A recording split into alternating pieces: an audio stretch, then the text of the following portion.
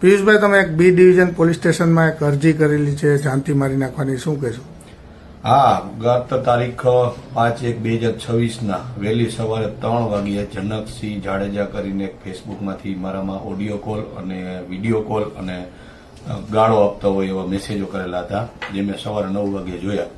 અને જોઈને પછી મેં એમાં ફેસબુક એકાઉન્ટમાં ડિટેલ જોઈ તો મને જાણવા મળ્યું કે ગણેશ જાડેજાનો અંગત માણસ છે.